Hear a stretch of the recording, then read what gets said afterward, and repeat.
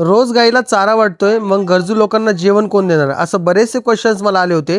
त्यामुळे हा व्हिडिओ बनवतोय. आपण एक दिवस आड जे आहे गरजू लोकांना जेवण देतोय आणि एक दिवस आड जे आहे गाईंना चारा देतोय. चारा आपण सकाळी देत असतो आणि जेवण आपण संध्याकाळी देत असतो.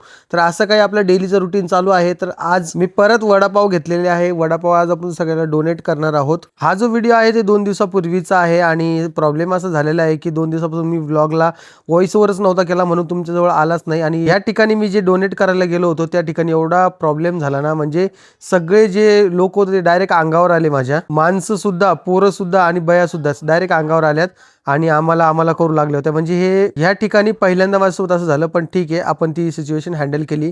त्यासाठी काहीच प्रॉब्लेम झालेला नाहीये. कसं असतं ना, दोन्ही बाजूने विचार केला पाहिजे. कदाचित त्यांना भूक लागली असेल म्हणून ते असं करत असतील. इथे आपण वडापाव डोनेट करून सरळ पुढच्या दिशेने चालले गेलो. म्हणजे बाकीचे जे वडापाव आहे ना ते डोनेट करण्यासाठी मला बस स्टँडला जावं लागलं. कधी कधी काय होतं ना, माझ्याकडे जेवढं अन्न असतं ना तेवढं सगळं घेण्यासाठी देखील कोणी नसतं. पण कधी कधी काय होतं की पुरत सुद्धा नाही.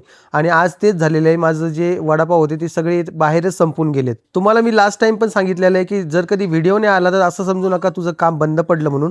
माझं काम जे आहे ते कंटिन्यू चालू राहतंय आणि ते चालूच राहणार आहे. आणि हो, हे डोनेट करते वेळी बरेचसे आपले फॉलोअर्स आपल्याला भेटतात आणि त्यांना भेटून मला खूप भारी वाटतं. त्यांना देखील माझ्या या कामामध्ये मला सपोर्ट करायचा असतो, पण त्यांना ते शक्य होत नाही. जर काही तुम्हाला माझ्या या कामामध्ये सपोर्ट करायचा असेल तर आपल्या आयडीला फक्त तुम्हाला फॉलो करावं लागेल.